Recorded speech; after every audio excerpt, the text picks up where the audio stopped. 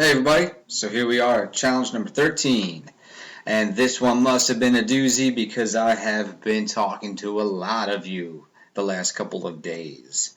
So let's see, every one of you has a giant file with thousands of numbers that range from 1 to a million. Your goal is to get all of those numbers into an array or an array list and then sort them so that you can find the 100th number in the file once it's all organized. Piece of cake. This is how I did it.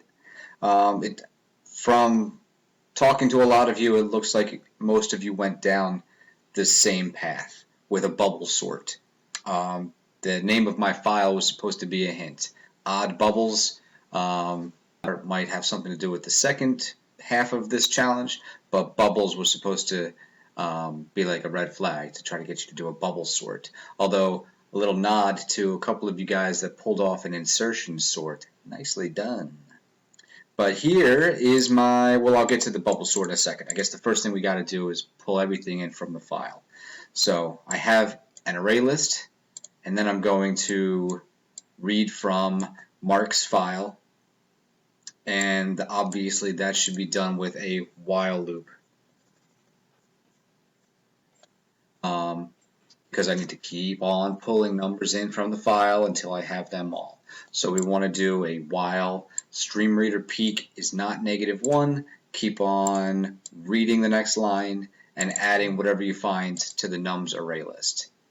Now one point that's going to come up again in a second, I know I'm using an array list to store a bunch of numbers. I know that, you know that, but the file doesn't know that, the stream reader doesn't know that, the array list doesn't know that. An array list is just that, it's just a list. It doesn't know what it has inside of it. So you got to realize that even though these things look like numbers and you know that they're numbers, there's no way for the compiler to know or for the array list to know that they are numbers, that they're numerical data. So you got to be careful later on, like on line 22 for me, if you want them to start acting like numbers, you need to integer.parse them. That was the root of many of your troubles a couple days ago. That's why I shot that hint out to you, that you have to integer parse data to make it act like a number. Unless you have it stored in the background as an integer or a double already, it won't act like a number naturally. Unless otherwise defined, it's going to act like string data, especially if you're pulling it out of a text file. Of course, its default is going to be some sort of string value, or string data. So enough about that. Anyway, loop, loop, loop, loop, loop. You got everything into your nums array list. Close up shop there. Give yourself a message just in case you have an error. And I think we're ready to sort our array list. The easiest sorting method under the sun is a bubble sort. It's not elegant and it's not efficient, not fancy, but it's the easiest one to throw together really quick. In a pinch, it's what I use.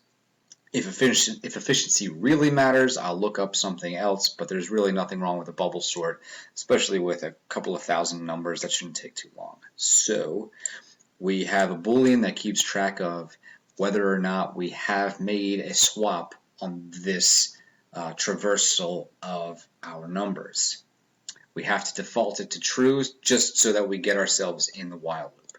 Then we'll immediately flip it to false, hoping that in this iteration of the while loop we don't make any swaps, meaning we can exit the loop because everything must be in order.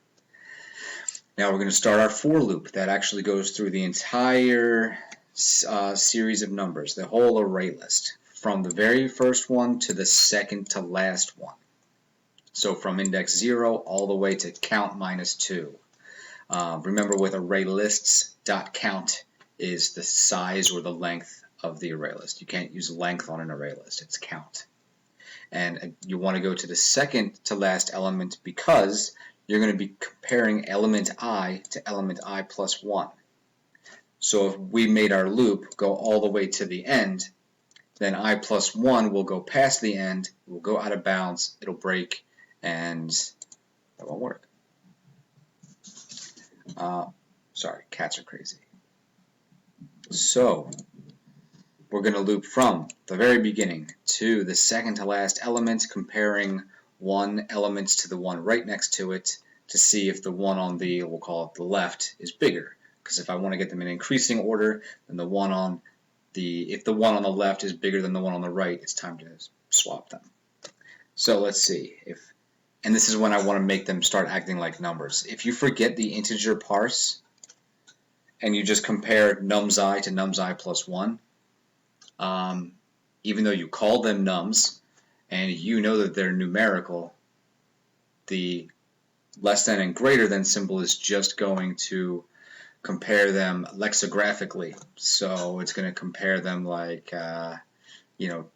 digit for digit, almost like if the numbers were somehow in a dictionary, alphabetized some way. It doesn't necessarily compare them numerically, it compares them lexigraphically. That's not what we want. So, integer parse that element and see if it's bigger than an integer parse version of that number or of that element. If it is bigger, it's time to do a swap. So remember how to swap two things. You got to save one temporarily. In this case, I saved numsI. And it's not important to integer parse these because I really don't care how they're stored in memory. As long as I'm integer parsing them when I need them to act like numbers, I don't really care about integer parsing them while I'm swapping them around.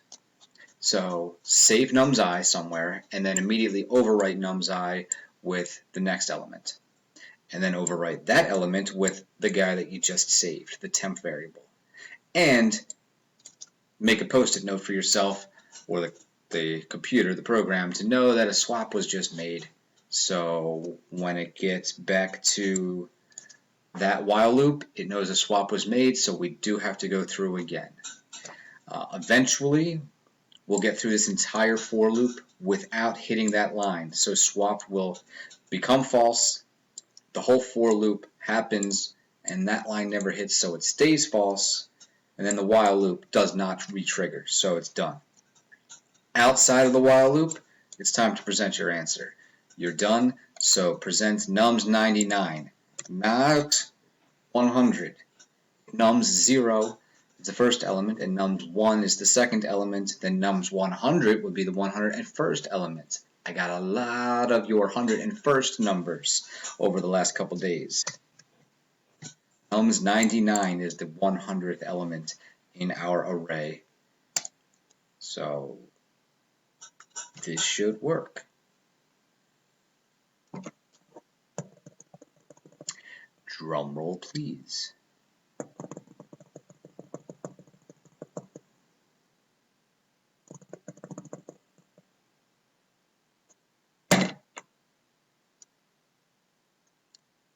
I'll edit this out.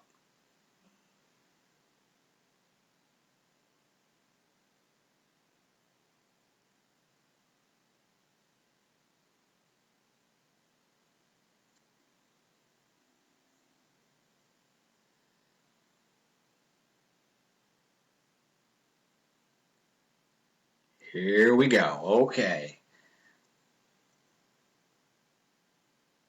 This is not going to be worth the build-up.